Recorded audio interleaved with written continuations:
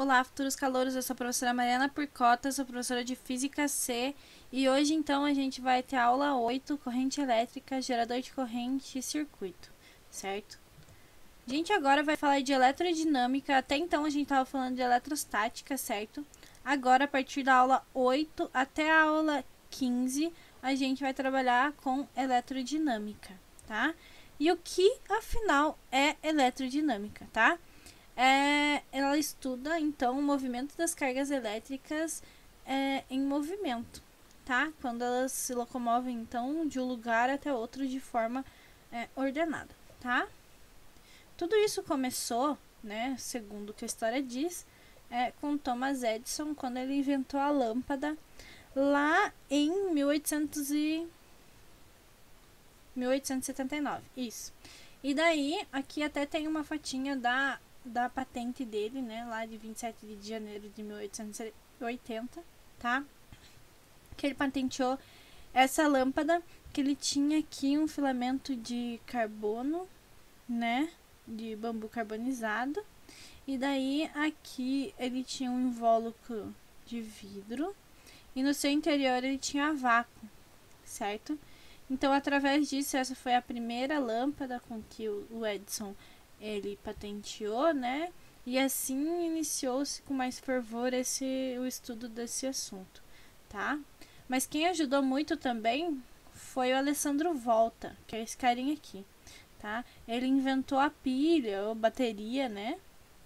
Que nada mais é do que uma pilha lá de zinco e cobre, né? E ele tinha dois eletrodos, um de zinco e um de cobre, né? E fazia que quando ele analisava isso tudo, ele via que existia corrente de um condutor até o outro, beleza? Mas essa parte vocês vão estudar mais a fundo lá na parte de eletroquímica com o professor Machado, então, né, vocês deixam para estudar melhor com ele, ok? Aqui então, corrente elétrica nada mais é que um movimento ordenado dessas partículas com carga, né, de elétrons. Quem se move no final das contas que a gente viu até agora são os elétrons, ok? Então esses elétrons eles se locomovem de um lugar para o outro de forma ordenada, tá? Mas para que eles se locomovam precisa ter uma diferença de potencial, né, entre esses dois extremos desse condutor, tá? E esses condutores eles podem ser metal, grafita ou soluções eletrolíticas ou gases ionizados, como a gente já viu anteriormente, tá? Além de tudo isso, a corrente elétrica ela pode ocorrer de forma natural ou de forma induzida, ok? De forma natural é com raios, que é super comum ver, né? E com nervos comunicando com os músculos lá, que a gente vê mais na parte de biologia, tá? E de forma induzida, geralmente, né, na parte mais majoritária em aparelhos elétricos, ok? Agora a gente vai pegar um exemplo para entender, então, como que acontece, né, essa corrente elétrica que a gente tanto fala. A gente vai pegar duas placas que elas estão eletrizadas, tá? Uma positivamente, outra negativamente. Então, imagine aqui que eu tenho duas placas. Sei lá, essas placas poderiam ser dois materiais condutores em formato de caneta ou plaquinhas mesmo, certo? E elas estão uma de frente para outra, ok? Tá. Aqui no meio dela não tem nada, elas só estão uma de frente com a outra. Como a gente já viu nas aulas anteriores, aqui nessa parte de interação entre elas, o campo elétrico é mais intenso, enfim, tá? Mas como elas não têm conexão uma com a outra, então elas se comportam assim exatamente como está na figura, ok? Agora, se eu pegar e conectar um fio de um condutor até o outro condutor, tá?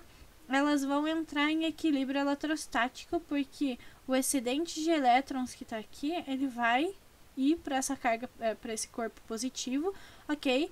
Fazendo até que em um momento esses dois corpos eles entrem então em equilíbrio eletrostático, certo? É isso que a gente estuda até agora, beleza? E no final das contas, então, não vai haver nenhum um corpo positivo ou negativo, tá? Eles vão estar vai ser um corpo só para as cargas, né? Quando tem alguma coisa conectando elas, se torna um corpo só e ela toda vai estar em equilíbrio eletrostático, ok? Essa corrente elétrica nada mais é do que esse fluxo aqui da carga do corpo negativo até o corpo positivo de elétrons, certo? Eles vão andar aqui como se fosse uma fila indiana bonitinho, beleza? É importante sempre ressaltar que a corrente elétrica só existe onde tem diferença de potencial, tá? Essa diferença de potencial, ela também pode ser chamada de tensão elétrica. A gente vai ver melhor e, né, mais a fundo daqui a algumas aulas, ok? Então, para que haja corrente elétrica, tem que obrigatoriamente existir essa diferença de potencial, ok? E o que é essa diferença de potencial? Eu tenho que ter um potencial menor e um potencial maior, como a gente viu nas aulas anteriores, certo? Ou seja, um corpo negativo e outro corpo positivo. Não adianta eu ter dois corpos negativos ou dois corpos positivos, ou dois corpos neutros, tá? Não, eu tenho que ter um corpo de um tipo de potencial e outro corpo de outro tipo de potencial, beleza? Corpos de potenciais diferentes, então, tá? Continuando, né, agora mudando de corrente elétrica para um gerador, o que vai acontecer? A gente falou no exemplo anterior com essa mesma figura que eu tenho um corpo negativo, um corpo positivo, e eles estão conectados com um condutor. Esse condutor ele só vai fazer o só vai ser a ponte, digamos assim, para que os elétrons caminhem de um corpo ao outro, mas eu não vou considerar ele aqui na história, beleza? Tá, então eles estão conectados por esse condutor qualquer. Daí vai chegar esses elétrons excedentes, eles vão até o corpo positivo. Quando os dois entrarem em equilíbrio eletrostático, os elétrons eles vão parar de circular de um corpo para o outro e acabou, entendeu? Acabou aquele experimento, não tem mais o que fazer, todo mundo entrou em equilíbrio, fim, tá? Mas eu quero que essa corrente que está acontecendo de um corpo para o outro, ela continue acontecendo por um determinado tempo, para que ela seja útil para mim, para alguma coisa. Ok? Então, seria ótimo que se esse elétron que foi do meu corpo positivo até o meu corpo positivo, por algum motivo, ele voltasse esse corpo negativo. Esse fluxo, então, ele nunca ia parar, vai ficar circulando, circulando, circulando, mas ele não ia ter um fim, ok? É isso que acontece, então, numa pilha, tá? Aqui eu tenho, então, a representação de uma pilha ou uma bateria, ok? E aqui eu tenho, então, o meu lado negativo e o meu lado positivo, tá? Os elétrons, eles vão sair aqui do meu corpo negativo, vão circulando pelo condutor, daí eles fazem acender a lâmpada, tá? Essa parte aqui a gente vai ver daqui a algumas aulas. E daí, enfim, né? Eles vão circulando pelo condutor vai chegar pelo lado positivo. E daí aqui dentro da pilha, acontece lá as reações químicas lá dentro da pilha, enfim, tá? Que faz com que o cara que chega desse lado seja transportado para o outro lado. E assim vai. Por isso que a pilha ela tem uma vida útil significativa, tá? Eu simplesmente ela não liga, né? Acende a luz, pá, e desliga, ok? Ela fica um tempo ligada, por causa dessas reações químicas que tá acontecendo aqui dentro. Então, o elétron ele sai daqui, né, passa lá por todo o circuito, chega do outro lado, acontece reação química, volta para o lado negativo e assim vai, ok? Então, são essas pilhas aqui, baterias, enfim, né, são vários formatos, digamos assim, que elas têm, ok? Tá. Então aqui, como a gente viu, né, a pilha ela vai ser o nosso grande gerador, digamos assim. A gente vai utilizá-la bastante, porque a gente vai trabalhar com corrente contínua, majoritariamente, né, na maioria dos nossos exemplos. Então, a pilha ali vai ser o nosso grande aliado, nosso grande gerador, né, dos exemplos. Então, aqui a pilha ela tem um polo positivo e um polo negativo, tá? Então, aqui, ó, como representado, o polo positivo, essa parte aqui mais levantadinha, e o negativo, aquela parte reta lá de trás, ok? E essa, então, é a diferença de potencial entre eles. Eu tenho, então, um lado negativo e um lado positivo. Eu tenho potenciais diferentes, ok? Isso faz, então, com que se eu conectar um polo até outro polo, né, haja corrente, ok? como aqui já falaram, então, eu tenho a diferença de potencial, beleza? E essa diferença de potencial, ou tensão, enfim, ela vai ser marcada aqui normalmente na parte externa da pilha, que vai ser 1,5 volt, 5 volts, sei lá, 9 volts, 12 volts, ok? Sempre vai estar escrito na parte externa da minha pilha, beleza? E aqui eu posso encontrar, então, geradores como usinas, né? Usina hidrelétrica, usina eólica, isso tem várias, né? Eletroquímicos e fotovoltaicos, ok? E tem vários outros tipos de geradores, né? Enfim, a gente até vai estudar o gerador lá, o princípio do gerador elétrico lá na parte de magnetismo, mas isso é spoiler, ok?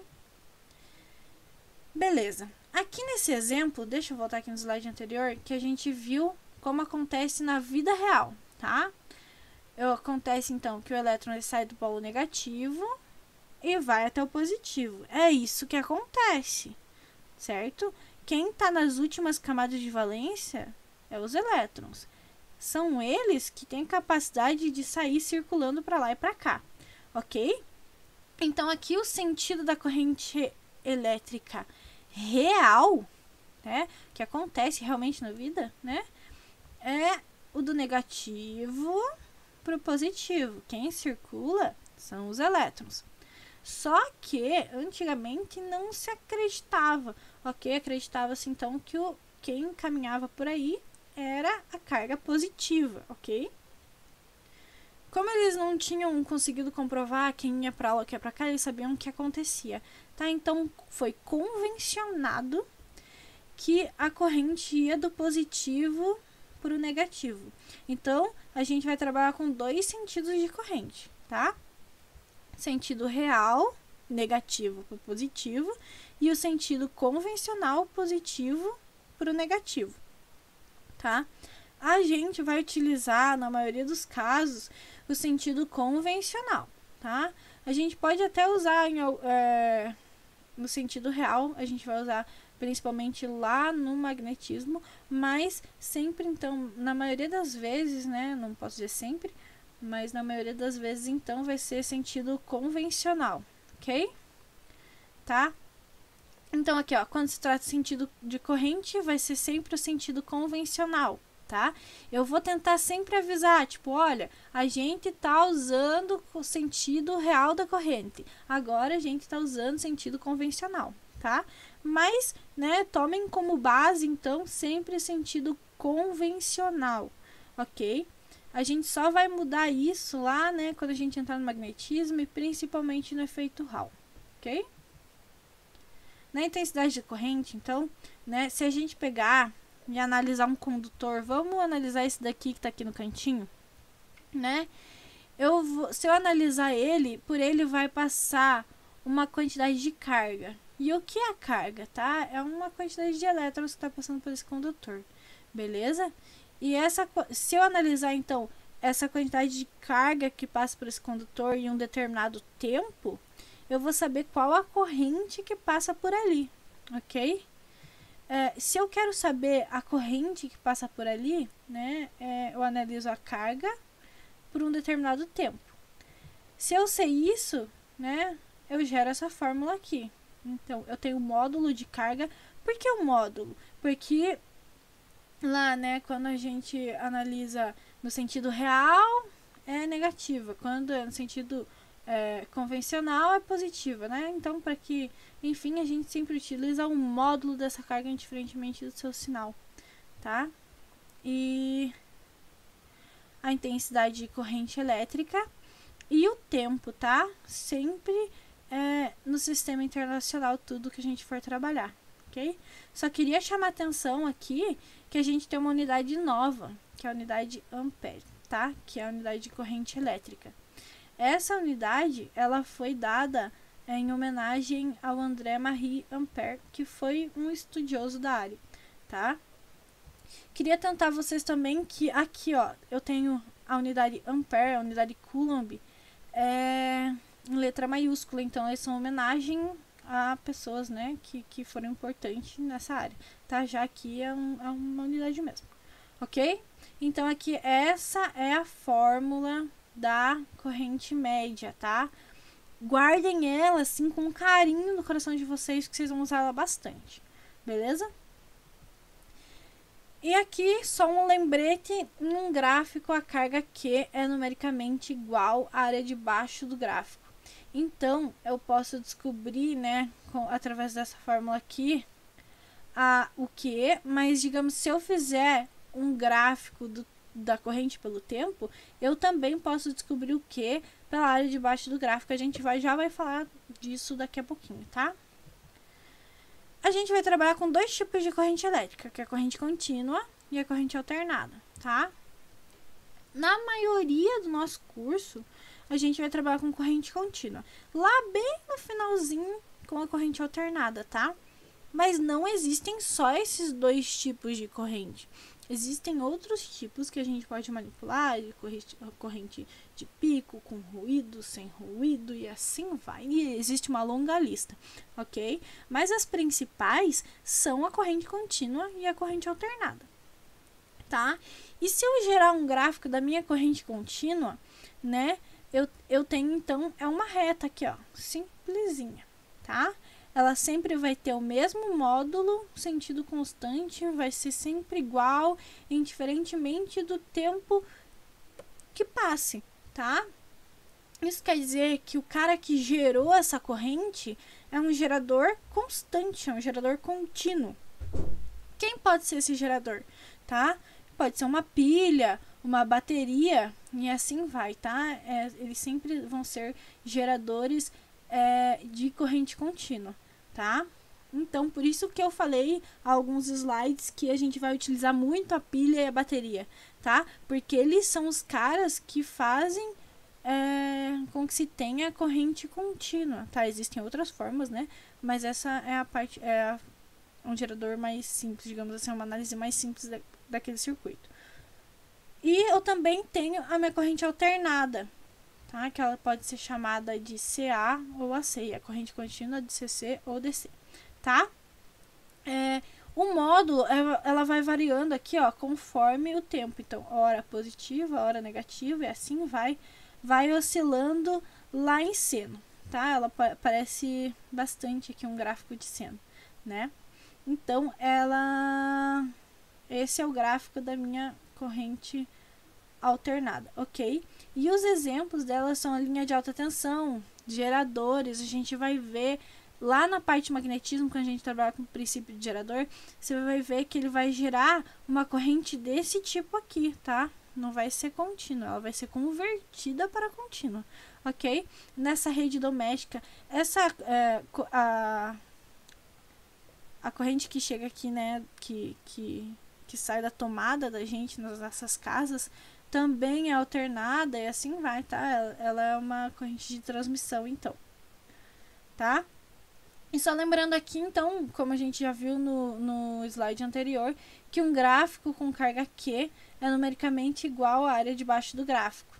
Então, se eu pegar aqui de um tempo zero a um tempo x aqui, certo? Eu consigo calcular a carga devido à área de baixo do gráfico, tá? A gente sempre vai utilizar isso nesse tipo de gráfico, ok? Porque a gente não consegue usar nesse tipo de gráfico porque é um cálculo lá utilizado na graduação, que você vai estudar lá na matéria de cálculo, beleza?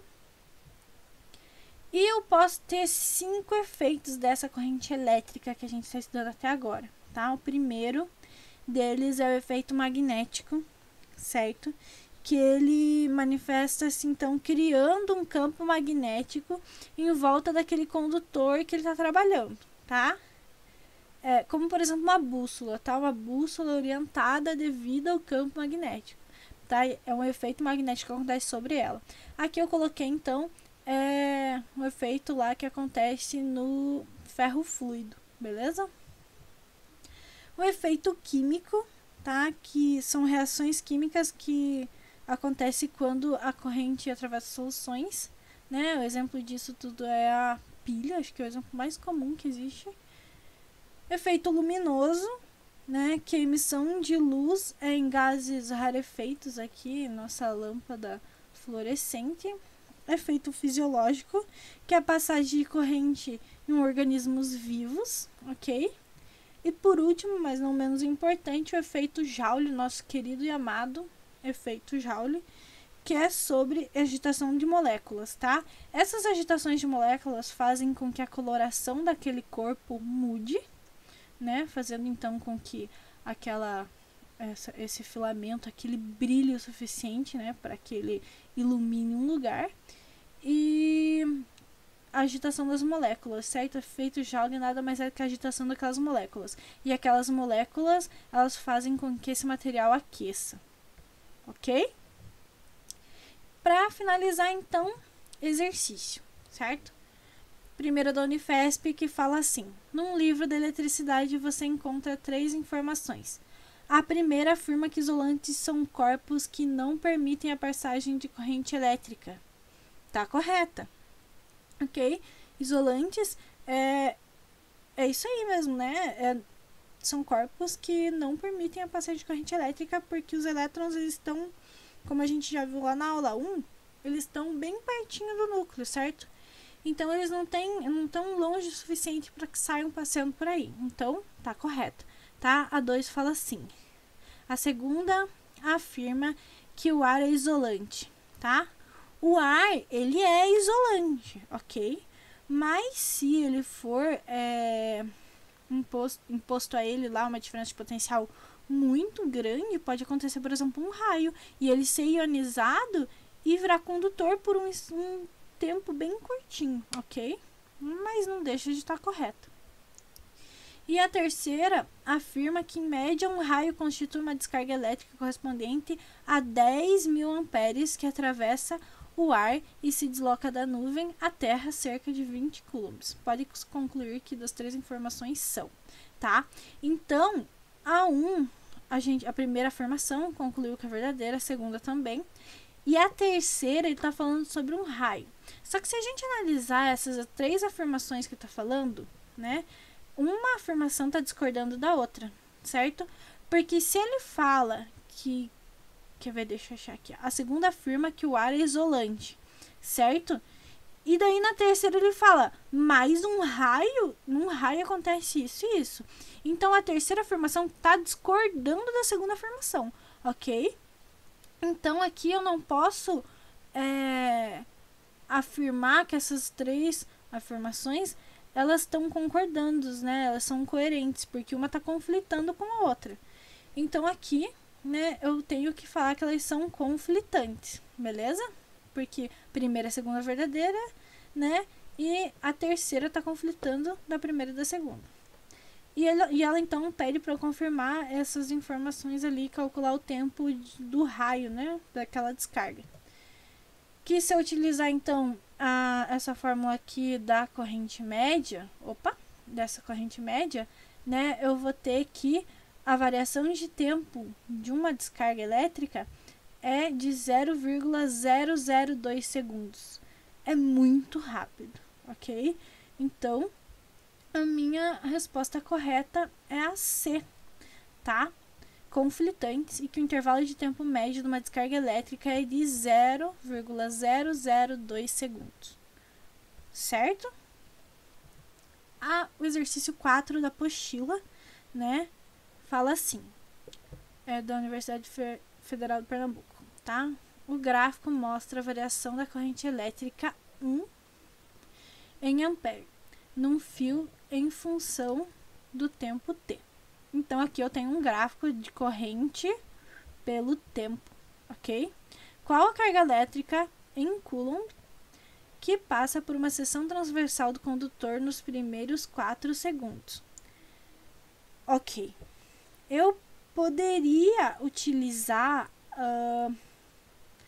aquela fórmula da corrente igual carga sobre a variação de tempo, tá? Mas como eu tenho um gráfico, não é o mais indicado, certo? A gente pode utilizar, então, essa área aqui debaixo do gráfico, beleza? Como eu consigo calcular, tá? Eu posso utilizar para responder essa área debaixo do gráfico. Ele tá falando que eu tenho a minha corrente, que, né? Tô demonstrando aqui. E o meu tempo eu quero até 4 segundos. Então, eu vou calcular todo esse pedaço aqui, certo? Ai, mas esse daqui é uma figura de um trapézio. Ai, mas eu não lembro a fórmula do trapézio. Ok, você calcula triângulo, a área do triângulo mais a área desse retângulo, soma as duas e também dá certo, beleza? Mas eu vou calcular então pela área do trapézio, que vai dar um resultado de 10 coulombs, tá? Minha resposta correta vai ser a B. E para finalizar, a 8, que é da UEL, que fala assim: em relação à corrente elétrica, considere as afirmativas a seguir. 1. A corrente elétrica é a grandeza escalar definida como a razão entre a variação da quantidade de carga elétrica que flui em um meio em um intervalo de tempo, tá? Tá correta, ok? Ela acabou de descrever a fórmula da corrente média, tá? Corrente média igual carga sobre tempo. A 2 fala: a corrente elétrica convencional descreve o fluxo de cargas elétrica positiva? Sim, tá? Lembrando aqui, ó, leia com atenção, tá? A corrente elétrica convencional. Se é convencional, são as cargas positivas que circulam por aquele corpo, ok? Então, tá corretinha também. 3. Os elétrons fluem no interior dos materiais com a velocidade da luz? Não, tá errada, tá? É muito rápido, realmente, mas não chega a ser a velocidade da luz, ok? E 4. O campo elétrico é responsável por fazer as cargas elétricas se movimentarem em um circuito elétrico? Tá correto, ok? Ele faz com que as cargas vão para lá ou vêm para cá, tá? É o causador de tudo isso, ok? Então, a resposta correta é a D. Somente as afirmativas 1, 2 e 4 são corretas. Certo? Então, acabou por essa semana, tá? Assistam as aulas, resolvam os exercícios, tirem as dúvidas e os exercícios, como sempre, vão estar lá no Classroom, ok? Boa semana para vocês, bons estudos e até mais. Tchau!